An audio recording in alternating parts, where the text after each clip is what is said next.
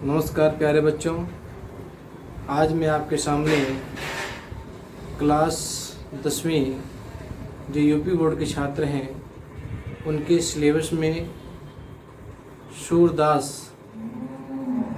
जो पाठ्यक्रम में रखा गया है, तो सूरदास के आपके सिलेबस में उनकी जो सर्वश्रेष्ठ रचना सूरसागर है, उस रचना से 11 पद आपके सिलेबस में रखे गए हैं। मैं इस वीडियो में आपको आपके सिलेबस में जो निर्धारित 11 पद हैं सूरदास के, उनमें से मैं प्रथम 5 पद की व्याख्या इस वीडियो में करूंगा और मैंने उनके संकेत जो हैं आपके सामने मैंने इस बोर्ड पर लिख दिया हूं। पद संख्या 1, 2, 3, 4, 5 और हर पद संख्या के मैंने पहले शब्द का और अंतिम शब्द लिख दिया हूँ संकेत में, जिससे आपको मालूम रहे कि कौन सा पद है और कौन सा कहाँ शुरुआत है और किसका उस पद का अंत क्या है। ये 5 पद मैं इस वीडियो में व्याख्या करूँगा। पहले मैं आपको सूरदास के बारे में संक्षिप्त जानकारी दूँ। सूरदास जो हैं वो भक्ति काल के अंतर्गत आते हैं। भक्ति काल जो है सरलता की दृष्टि से 2 भागों में बांटा गया है, एक सगुण धारा, एक निर्गुण धारा। आपकी सगुण धारा को फिर 2 भागों में बांटा गया है, एक कृष्ण भक्त शाखा, एक राम भक्त शाखा। और निर्गुण धारा को 2 भागों में बांटा गया है, एक ज्ञानाश्रयी, एक प्रेमाश्रयी शाखा। तो आपके जो सगुण धारा की जो 2 धाराएं हैं, कृष्ण भक्ति, राम भक्ति, तो जो कृष्ण भक्ति के जो प्रवर्तक माने जाते हैं वो सूरदास माने जाते हैं और राम भक्ति के तुलसीदास माने जाते हैं। और उधर निर्गुण धारा के जो 2 मैंने धारा बताया आपके, ज्ञानाश्रयी, प्रेमाश्रयी, तो ज्ञानाश्रयी के माने जाते हैं कबीरदास और प्रेमाश्रयी माने जाते हैं मलिक मोहम्मद जैसी। तो सूरदास जो है वो कृष्ण भक्त शाखा के अंतर्गत आते हैं जो सगुण धारा के हैं।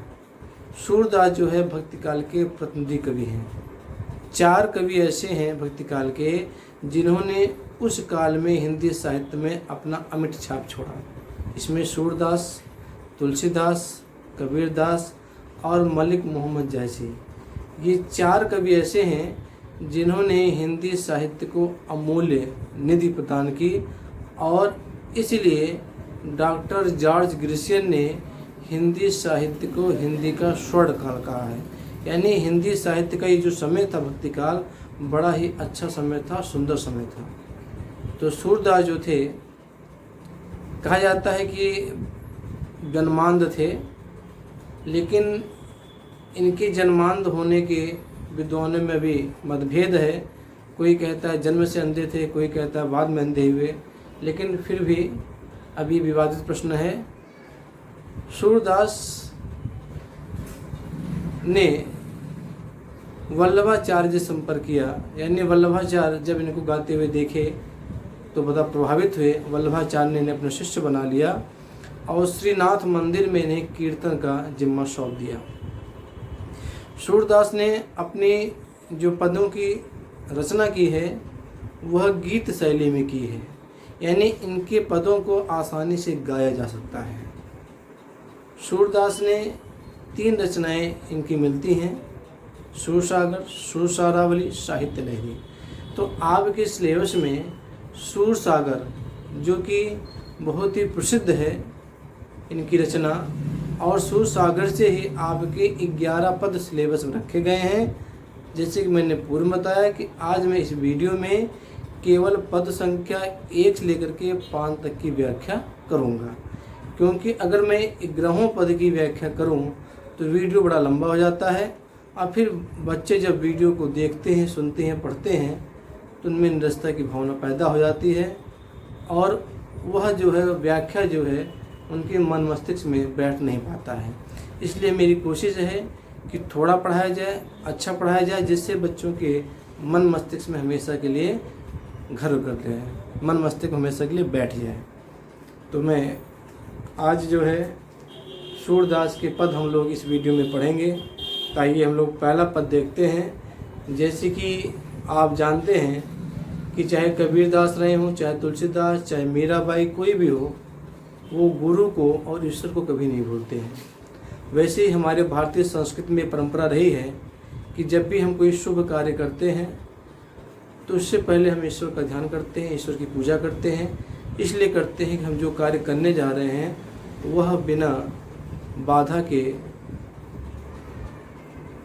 वो कार्य संपन्न हो जाए। इसे कहते हैं निर्विघ्न, कोई विघ्न ना आए उस हमारे कार्य में, और बिना बाधा का हमारा कार्य जो है संपूर्ण हो जाए। इसलिए हम ईश्वर की आराधना करते हैं, पूजा करते हैं, उनका चिंतन करते हैं। तो आइए पहला पद देखिए जो आपके सिलेबस में है। ये मैंने हर पद के पहला शब्द और उसी पद का आखिरी शब्द मैं लिख दिया हूँ। पहले पद का, दूसरे का, तीसरे का, चौथे का, पाँचवें का, जो इस वीडियो में आज पढ़ाऊँगा। आइए देखते हैं। पहला, चरण कमल बंदो हरिराई, जाकी कृपा पंग गिर लंघे, अंधे को सब कुछ दर्शाई, बहरो सुनो गूंग पुनि बोले, रंग चले सिर छत धराई, सूरदास स्वामी करना में बार बार बंदोती पाई, चरण कमल बंदो हरिराई। हे ईश्वर, हे श्री कृष्ण भगवान, मैं आपकी चरण रूपी कमल की वंदना करता हूँ। आपकी मैं चरण रूपी कमल की वंदना करता हूँ। जाकी कृपा पंग गिर लंघे, आपकी कृपा से लंगड़ा व्यक्ति भी इतना समर्थवान हो जाता है वह पर्वत को लांघ जाता है।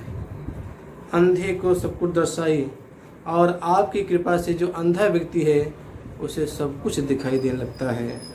बहरो सुनो, और जो बहरा व्यक्ति है उसे सब कुछ सुनाई पड़ने लगता है। गूंग पुण्य बोले, और जो गूंगा है वो आपकी कृपा से बोलने लगता है।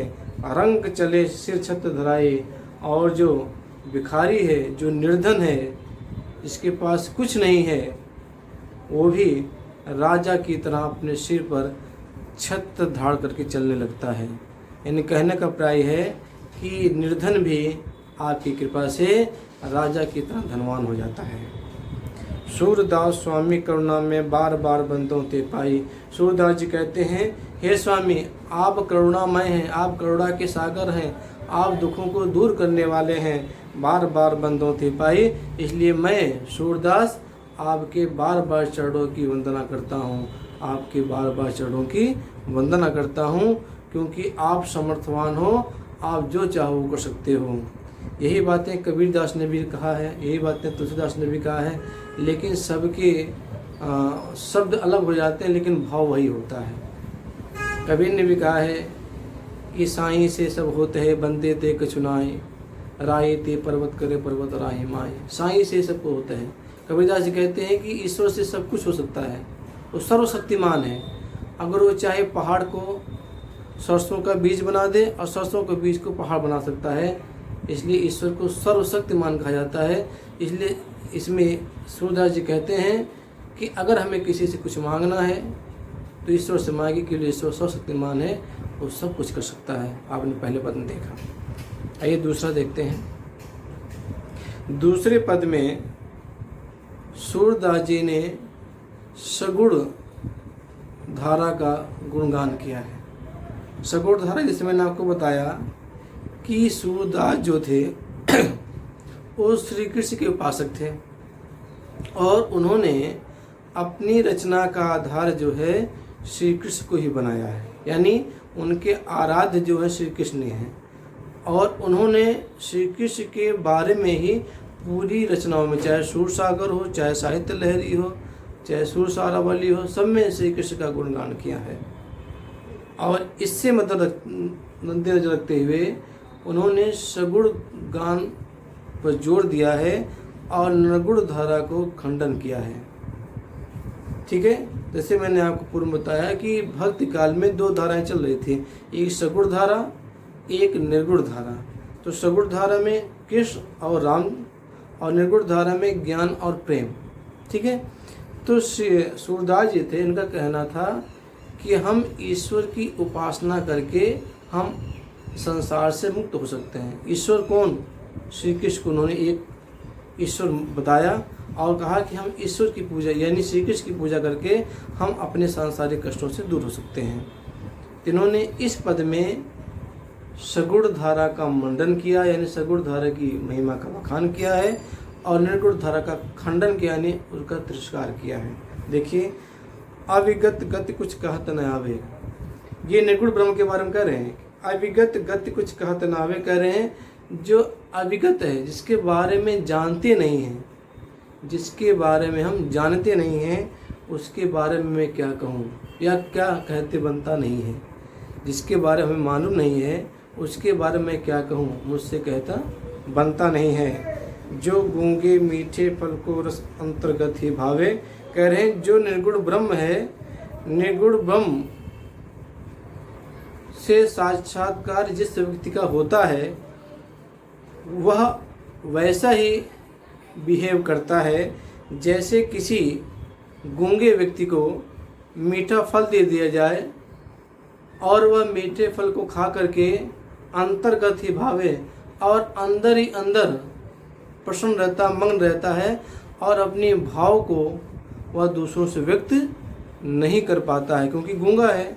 उसी प्रकार जो निर्गुण ब्रह्म है, जो इसका साधक होता है, जो व्यक्ति, वह व्यक्ति जो है अपने मन ही मन मस्त रहता है, प्रसन्न रहता है। वह जो है किसी दूसरे से अपनी भावना को व्यक्त नहीं कर पाता, और उसकी जो खुशी होती है ईश्वर से मिलने की, वो भी बयान नहीं कर पाता। वो गूंगे की तरह से, गूंगे को मीठे फल दे दिया जाए तो वह जो उसे खा करके बस अपने आप में मस्त रहता है, अपने उस मीठेपन को, उसकी जो मधुरता है उसे व्यक्त नहीं कर पाता है। उसी प्रकार जो निर्गुण ब्रह्म का जो उपासक होता है, वह भी अंतर्गत यानी अपने मन ही मन प्रसन्न रहता है, वो व्यक्त नहीं कर पाता है। परम स्वाद सब ही निरंतर अमित दोष उपजावे, वह निर्गुण ब्रह्म का जो स्वाद है बहुत ही पवित्र है, सब ही निरंतर, और निरंतर वो हमेशा उस स्वाद को चखता रहता है। अमित दोष उपजावे, और उस निर्गुण ब्रह्म से उसे अपरंपार संतोष की भावना मिलती। अमित मतलब होता अत्यधिक, अत्यधिक जो है संतोष उसे मिलता रहता है। मन वाणी को अगम अगोचर सो जाने सो पावे। अब सूरदास जी कहते हैं कि जो निर्गुण ब्रह्म है, वह व्यक्ति के लिए मन से, वाणी से अगम, जहाँ वो जा नहीं सकता, अगोचर जो इंद्रियों से परे है, यानी व्यक्ति के लिए जो निर्गुण ब्रह्म होता है उसके मन से परे है, वाणी से परे है, वहाँ वो जा नहीं सकता, इंद्रियों से देख नहीं सकता। और जो व्यक्ति जिससे निर्गुण ब्रह्म का साक्षात्कार होता है, वही उसके बारे में जान पाता है और दूसरा व्यक्ति जान नहीं पाता। रूप और रेख गुण जात जगुत निरालंब कित धावे। सूरदास जी कहते हैं जो निर्गुण ब्रह्म है, ना उसका कोई रूप होता है, ना कोई उसका आधार है, ना कोई गुण है, ना सत्व रज तम, तीन गुण बताए गए हैं, सत्व रज और तम, ये तीनों गुण से वो रहित है। न उसकी कोई जाति है, जुगुत बिन, न उससे मिलने की कोई युक्ति बताई गई है। निरालंब कित धावे, ऐसे हम लोग बिना आश्रित यानी निराधार होकर के हम लोग किधर दौड़ें। निराधार निरालंब कित धावे, हम लोग बेसहारा हैं और बेसहारा लोग किधर दौड़ें, कोई सहारा नहीं मिलता है। इसलिए सूरदास जी कहते हैं कि मैंने ये जान लिया कि निर्गुण ब्रह्म जो है आम व्यक्ति के लिए बहुत ही दुर्लभ है, या कठिन है, या असाधारण है।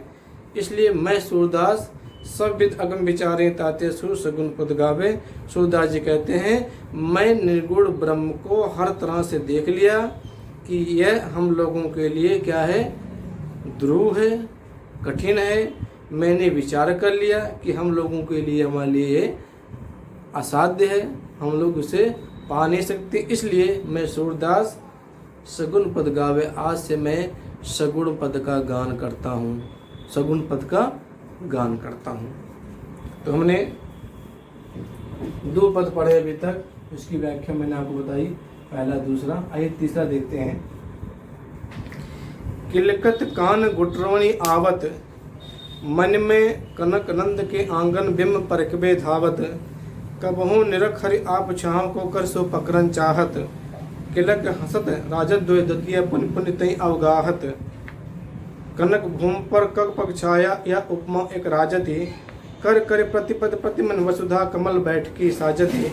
बाल दशा सुख निरग जसोदा पुन नंद बुलावती अचरा तर ले ढाकी सूर के प्रभु दूध पियावती। सूरदास की एक विशेषता है कि इन्होंने जो बाल सुलभ जो चेष्टाएं होती हैं उनका वर्णन बड़ा ही निराले ढंग से किया है। इन्होंने श्री कृष्ण के जो बाल सौंदर्य का वर्णन किया है अपनी रचनाओं में, उसको पढ़ने के बाद ऐसा नहीं लगता कि ये जन्मांध थे, लेकिन जैसा वर्णन उन्होंने किया है वैसा वर्णन हिंदी साहित्य में और कवि नहीं कर पाए हैं। इसलिए इनके बारे में कहा जाता है कि वात्सल का कोना कोना झाँकाए हैं। सूरदास ने श्री कृष्ण के बाल सौंदर्य का जो अप्रीतम वर्णन किया है, अद्वितीय जो वर्णन किया है, वह किसी की कवि की रचनाओं में नहीं मिलता है। इसलिए विद्वानों को आपत्ति है कि वो जन्मांध नहीं रहे होंगे, क्योंकि जो जन्म से अंधा हो, जो बालक को देखा ना हो, टहलते हुए बाल सुलभ चेष्टाएं करते हुए, किलकारी मारते हुए, घुटनों पर चलते हुए, वो ऐसा कैसे वर्णन कर सकता है? ये जो है थोड़ा प्रश्न उठता है। तो आइए देखते हैं, तीसरा पद देखते हैं। पहले हम पद को पढ़ते हैं, उसके बाद व्याख्या करते हैं। किलकत काल घुटनवनी आवती।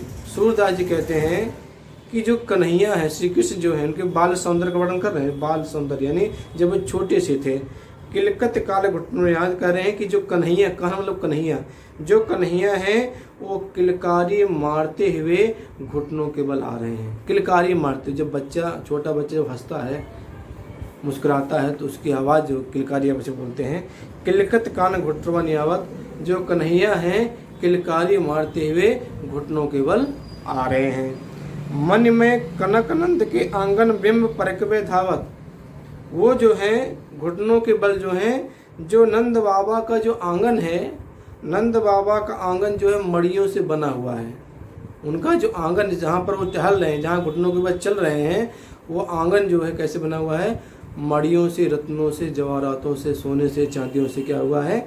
बना हुआ है। बिंब परक वो धावत। और जब वो श्री कृष्ण घुटनों के बल मणि में आंगन में चलते हैं तो उनका प्रतिबिंब यानी उनकी परछाई जो है उसमें पड़ता है, तो उस परछाई को जो है पकड़ना चाहते हैं। कहने बिंब परक वो धावत, अपनी ही परछाई को, यानी ये बाल सुलभ चेष्टाएं हैं, उन्हें नहीं मालूम कि मेरी शरीर की परछाई है, लेकिन ये लड़कपन, ये बालपन से कहते हैं, इसे इसके सौंदर्यता का वर्णन कर रहे हैं। बिंब परक वो धावत, उन मनमय आंगन में जब उनकी परछाई पड़ती है तो अपनी ही परछाई पकड़ने के लिए दौड़ते हैं, परक पे धावत में दौड़ते हैं।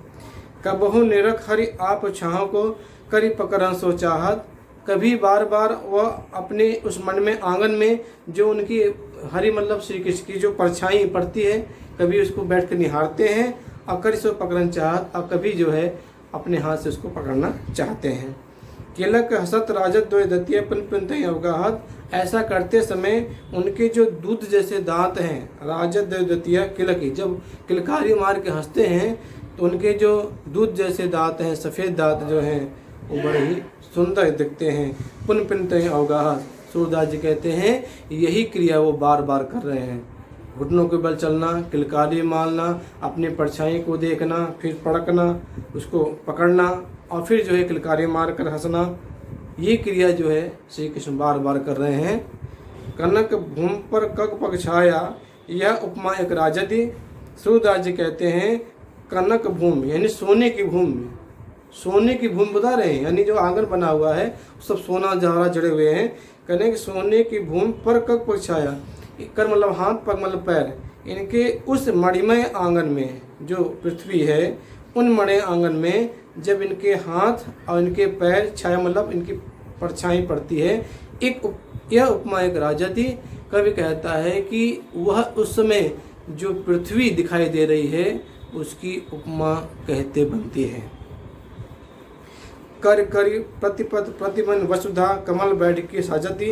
ऐसा लगता है कि मानो पृथ्वी ने श्री कृष्ण को बैठने के लिए बहुत सारे कमल के आसन बैठा दिए हों, यानी धरती पे बहुत सारे कमल खिल गए हों और उन्हें श्री कृष्ण को बैठाने के लिए धरती माँ ने कमल का फूल खिला दिया है, ऐसा लग रहा है।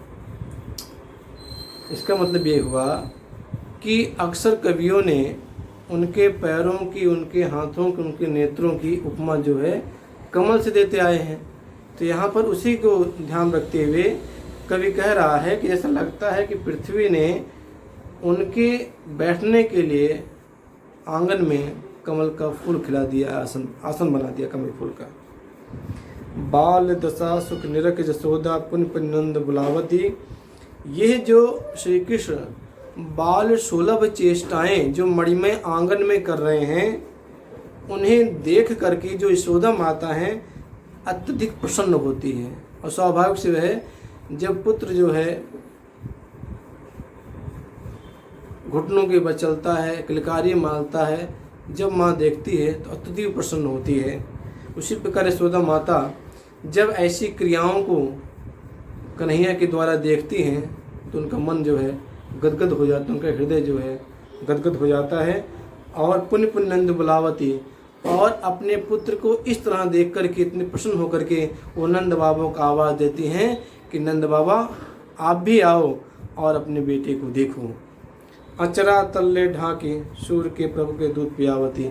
उसके बाद यशोदा माता ये समझ जाती है कि मेरा पुत्र भूखा हो गया होगा, क्योंकि काफ़ी देर से वो खेल रहा है। तो उसे आंचल अपने गोद में लेती हैं और अपने आंचल से उसे ढक करके दूध पिलाना शुरू कर देती हैं। आइए चौथा देखते हैं। तो 3 पद हम लोगों ने पढ़ लिए, चौथा देखिए।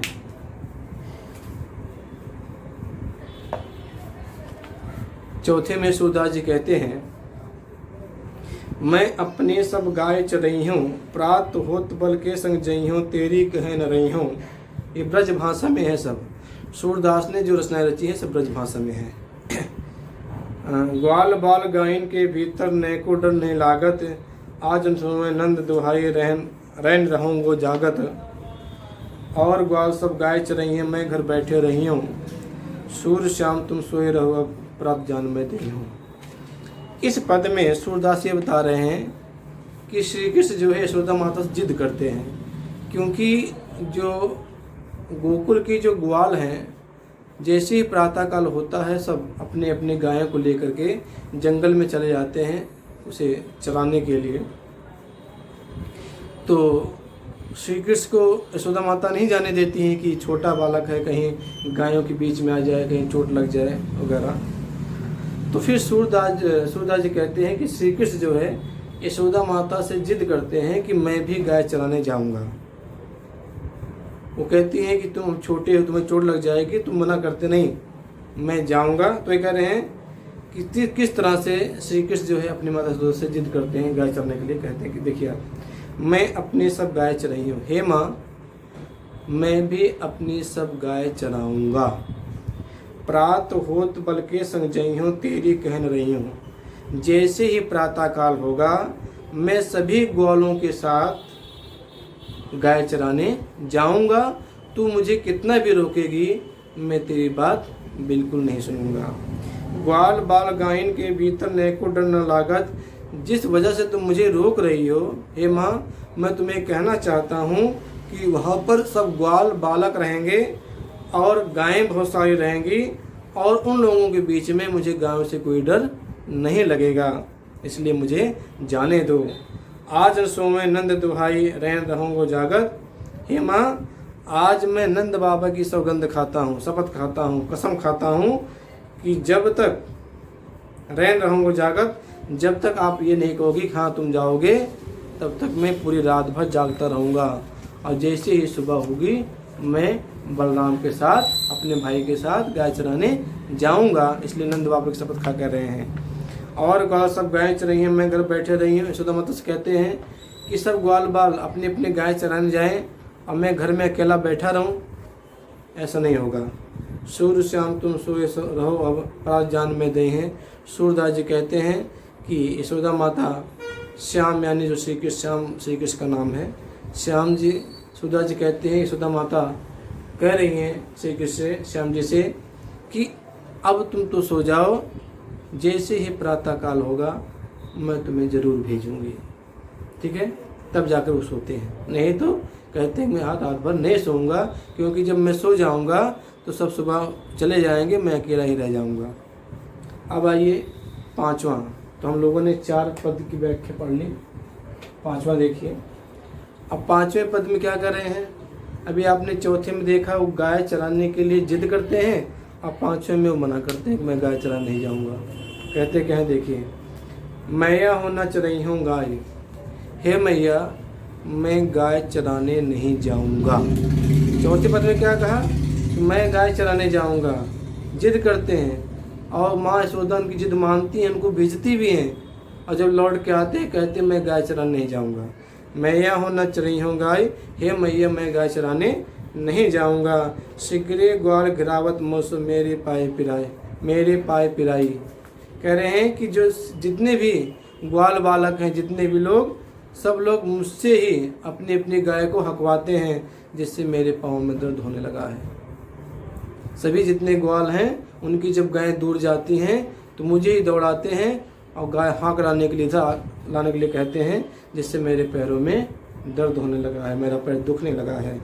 ज्यों पतियाए पूछ बलदाऊं अपने सौ दिवाई, हे यशोदा माँ अगर आपको मेरे बात पर विश्वास नहीं हो रहा है, पतियाही मतलब विश्वास, अगर मेरे बात पर आपको विश्वास नहीं हो रहा है तो पूछ बलदाऊं, तुम बलदाऊं यानी बलराम को बुला करके तुम मुझसे पूछ लो, मैं झूठ नहीं बोल रहा हूँ। अपने सौ दिवाई, लेकिन अपने सौगंध दिलवा करके उनसे पूछना। यह सुन माय सुधा ग्वालिन गारी देव दिशाई। जैसी श्री कृष्ण की ये बातें यशोदा माता कान में पहुंची, उन्होंने सुना और तुरंत ही जितने ग्वाल वाले हैं सबको गुस्से में गाली देना शुरू कर देते हैं। मैं पटवत अपने लड़का को आवे मन बहराई, और ग्वालों को गाली देती हुई कहती हैं कि मैं अपने बालक को इसलिए भेजती हूँ जिससे उनका मन बहल जाए। और सूर श्याम मेरे अति बालक मारते हैं रंगाई।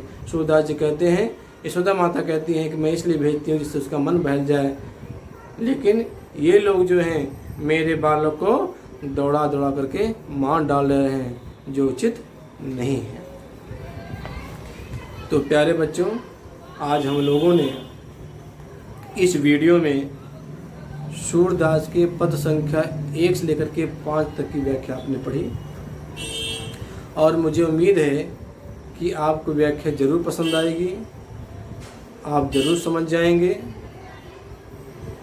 अगर आपको कोई भी दिक्कत होती है, कोई पद समझ में नहीं आया है, तो आप मेरे YouTube चैनल साहित्य संसार पर जाएंगे और कमेंट में वो छंद पद नंबर लिख देंगे, जिससे जब मैं सूरदास का अगला जब वीडियो बनाऊंगा जिसमें आपको मैं पद संख्या 6 से लेकर के पद संख्या 11 तक मैं आपको जो पढ़ाऊंगा, तो उसी दौरान जो आप छंद संख्या बताएंगे या पद संख्या बताएंगे, मैं उसकी व्याख्या दोबारा कर दूंगा, ठीक है।